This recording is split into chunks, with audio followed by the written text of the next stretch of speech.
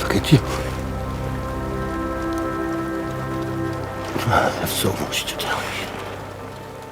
I have always been that annoying friend that when you invite me over your house and you make me a pizza from scratch with your bare hands, I take a bite and I say, "Ooh, you know what would be good on this?"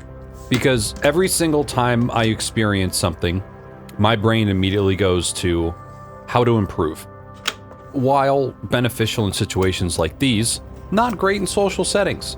And it's not something that I can turn off, even though I really wish I could sometimes.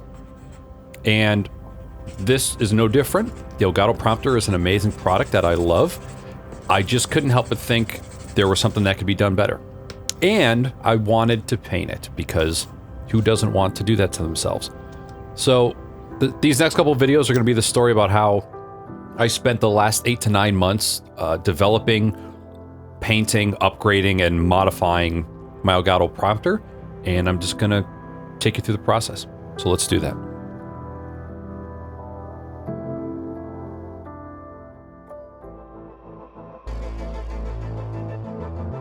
In the beginning of this project, it was only supposed to be a replacement faceplate and an L bracket for the prompter. It was supposed to make it so if you were somebody who shot landscape and portrait content, you could easily switch between the two.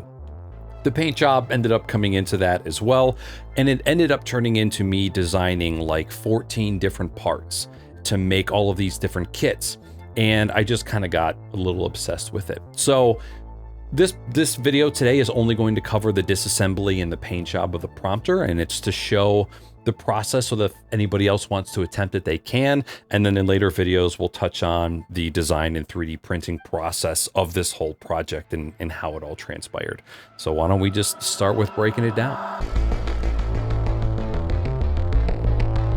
This prompter is actually super easy to disassemble for painting. First, there are 2 screws holding the LCD screen to the rest of the prompter. Pull both of those out and the screen will actually just detach from the rest of the kit. Next, pick up the screen and realize it's gonna be harder than if you start with the other piece. So put that back down, pick up the easier piece, go from there. The shroud that holds the glass in is only actually secured by tension and a couple of really small plastic tabs. So just carefully flex the prompter and the glass pops right out. Okay, back to the hard part. So the LCD screen has a black bezel around it, and that is built of 2 pieces. There are a bunch of tiny clips that hold these 2 bezels together.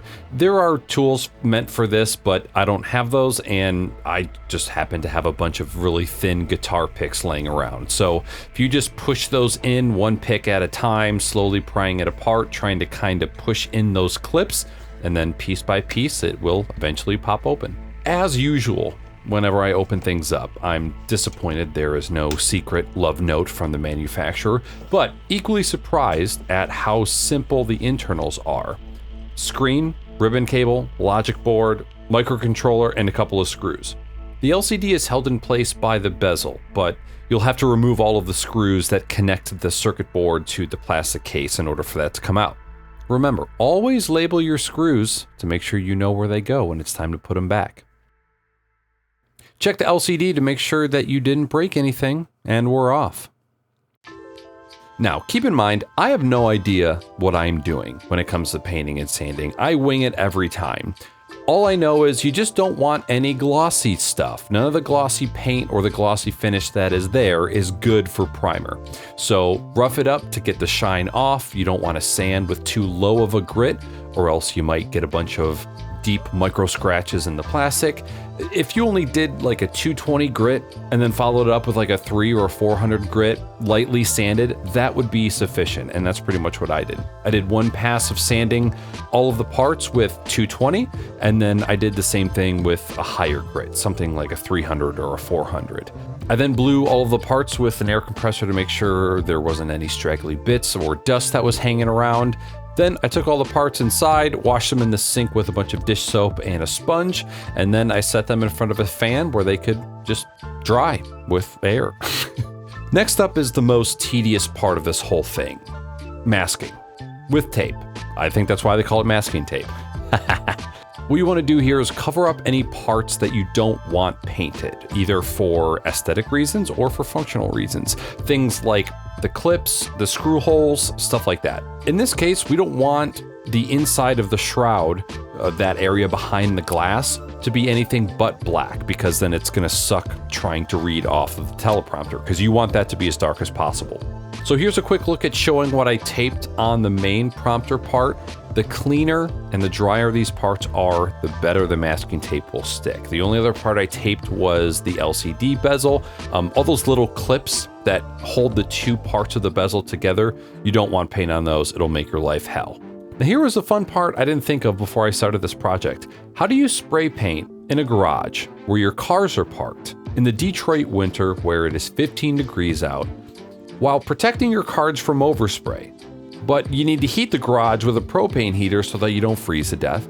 But you don't want to mess up the paint because it's so cold, so you got to keep it hot.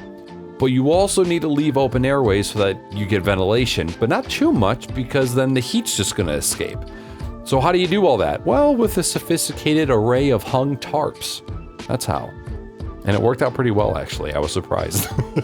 It really helps to have some wires so that you can hang the parts in the air. It makes spray painting them and rotating them to paint them way easier. I highly recommend that.